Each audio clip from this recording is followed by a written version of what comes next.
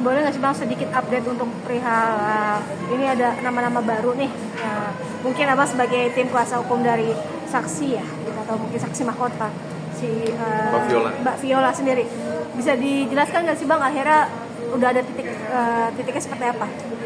Ya, kemarin mungkin sebelum malam tahun baru kebetulan aku diminta sama penyidik untuk memberikan keterangan tambahannya klienku Mbak Viola, karena mereka lagi terus menggali jangan sampai ada yang kelewat ya, yang patut diduga mereka melakukan tindak pidana illegal access dan pencurian CCTV gitu.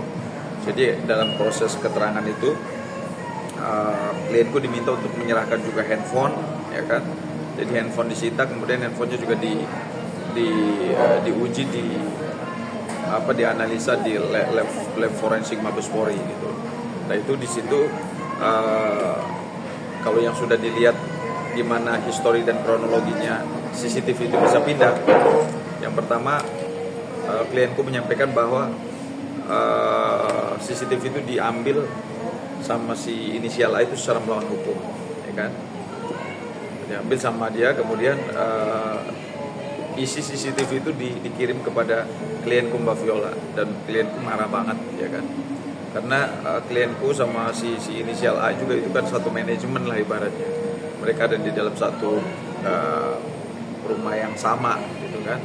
Nah dia marah, kemudian akhirnya si Mbak Viola ini minta untuk dihapus. Kalau enggak lu nanti akan bermasalah dengan hukum. Ini sama aja lu dengan mencuri ibaratnya yang disampaikan sama Mbak Viola kepada si inisial A gitu. Tapi inisial A menjawab nggak apa-apa.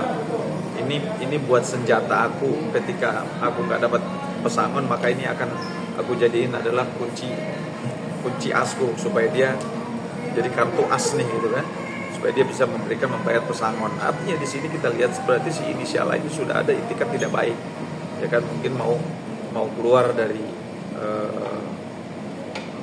Mbak Inara gitu, sehingga dia mempersiapkan diri dengan mengambil isi CCTV itu.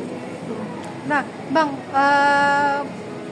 apakah A ini yang bisa dikatakan ini dia memang dekat juga karena dengan V atau Virgon sendiri, karena kan di sini sempat ada nama Virgon yang ikut serta ya Bang ya masuk ke dalam. Ya kalau Virgon kan memang nggak bisa kita lepasin karena memang Virgon masih ada hubungan emosional ya kan, karena dia masih ada anak-anaknya kan di rumah itu gitu. Kita juga nggak bisa mengesampingkan begitu aja gitu, karena pasti si Mbak Viola juga kan pasti komunikasi dengan Virgon terkait masalah bagaimana merawat anaknya atau membelikan kebutuhan buat anaknya, pasti kan melalui Mbak Viola. Karena kita juga lihat kemarin pada saat di bukti chatting itu ada komunikasi dengan Virgon terkait masalah belanja apa segala macam gitu. Jadi Virgon tidak bisa lepas dari persoalan ini. Apakah Virgon nanti ikut serta dalam dugaan tindak pidana illegal access atau pencurian CCTV ini, kan kita mesti mengedepankan asas praduga tak bersalah ya, walaupun itu udah ada pernyataan dari si inisial A itu dia akan ketemu sama Virgon. Tapi dalam konteks apa kan kita belum tahu. Biarlah nanti ini adalah polisi yang melakukan penyelidikan pendalaman lebih dalam. Nah, Bang, kalau untuk P sendiri ini untuk P dan A ini berarti mereka ada secara tidak langsung bekerja sama, Bang?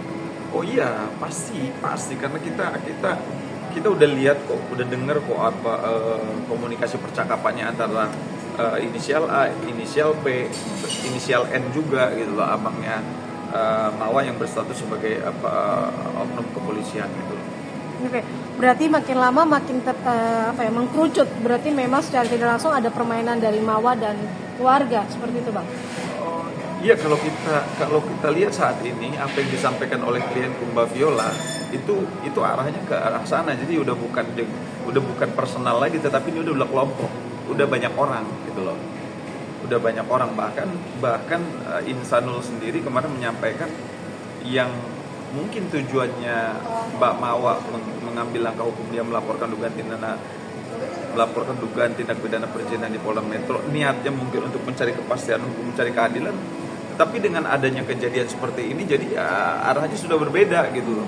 Nah itu yang kemarin disampaikan sama Bang Insanul. Dia juga mengatakan bahwa Mbak Mao ini adalah orang baik. Tapi ketika ada orang-orang yang ada di belakangnya ini, yang inisial tadi, nah inilah yang membuat suasana jadi tambah kusut gitu, tambah ruwet gitu loh. Itu yang kemarin Bang Insanul sampaikan ke saya juga gitu. Oke. Nah kalau bisa dikatakan lain Bang, ini kalau memang misalkan Mawa akhirnya terseret, berarti secara tidak langsung pasal berapa Bang yang akan dikenakan ke Mawa? Karena ini kan kerjasama ya Bang. Iya, yang pertama mungkin di situ ada pasal dugaan tindak pidana pencurian, karena mencuri CCTV yang gini, mencuri sesuatu yang bukan milik dia kan, mengambil sesuatu yang bukan milik dia kan. Sekarang diambil sama dia secara melawan hukum.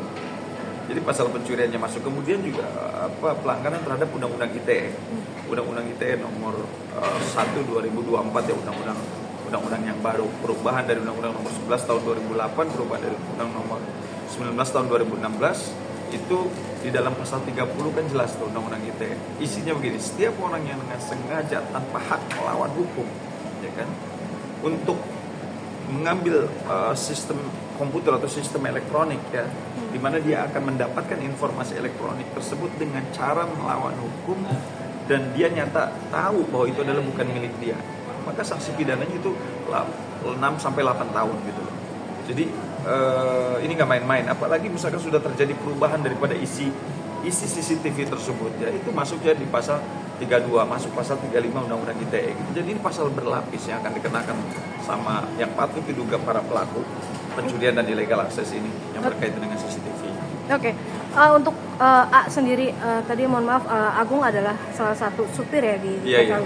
Nah, apakah memang ini niat awal dari A ini memang menjual ke Mbak Mawakah, akhirnya sampai ada niatan juga dia secara tidak langsung memeras Mbak Inara perihal ada niatan untuk kayak ini untuk uang pesangon? Berarti apa? Saya sampaikan patut diduga karena memang keterangan klien saya yang berkaitan dengan isi CCTV itu ketika dia kirim melalui WA kepada klien saya, dia langsung menyampaikan bahwa ini adalah uang. Ini akan menjadi senjata saya ketika saya tidak mendapatkan pesangon, maka saya akan membuka ini semua. Artinya ini kan udah motifnya kan berarti kan uang kan. Cuman kita bingung gitu. Ini orang kan sudah bekerja selama itu dengan Mbak Inara, yang mungkin juga dari zaman masih sama Virgon, dia masih bekerja sebagai driver gitu.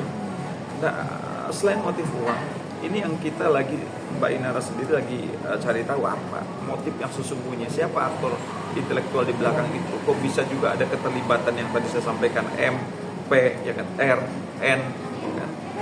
Itu mereka istrinya A juga gitu. Ini kan udah masuk berkelompok. Artinya mereka ini secara seperti terlihat patut diduga membuat skenario yang udah tersusun dengan rapi, sistemik gitu loh ya. Jadi mereka betul-betul udah bukan lagi bicara dalam tatanan personal tapi sudah kelompok gitu. Ini yang sangat menarik bagi Barreskrim kemarin untuk melakukan penyelidikan gitu lebih dalam gitu, biar persoalannya lebih terang. Oke, Bang, kan yang kita ketahui kemarin P juga sempat ngomong di publik ya perihal tentang setelah adanya CCTV yang ramai, lalu info tentang Inara nikah siri dan segala macam. Berarti secara tidak langsung P ini memang main di dua kaki Bang, antara Inara dan M sendiri atau Mawah sendiri gitu Bang. Iya, exactly, karena sekali lagi kita akan mengedepankan asas praduga tak bersalah, tetapi yang saya lihat dari bukti-bukti yang disampaikan oleh klien saya, ada pembicaraan bahwa saat ini PID adalah menjadi manajernya Mawar. Padahal kita tahu bahwa P ini adalah manajernya Inara Rusli. Silakan aja publik melihat ya kan seperti apa, menyimpulkan seperti apa gitu. Yang kita tahu bahwa P itu adalah manajernya Inara Rusli gitu. Jadi setiap keluh kesah dari Mbak Inara pasti kan disampaikan ke Putri. Tetapi ini nyampe tiba-tiba ada di akun gosip gitu kan. Bla bla bla bla bla bla bla. Nah, kemudian juga endingnya sekarang dia yang memanajeri Mawa ya. Berarti ada apa gitu loh. Ya kan? Kok bisa bermain dua kaki gitu. Nah, ini nanti biarlah persoalan ini kan kita sudah serahkan kepada kepolisian. Yang pasti klien saya sebagai saksi fakta sudah menyampaikan sedetail mungkin kemudian juga handphonenya sudah disita, sudah diberikan kepada Mabes Polri. Biarlah nanti kepolisian akan menentukan mengambil sikap seperti apa, siapa yang terlibat dalam persoalan illegal access CCTV. Oke?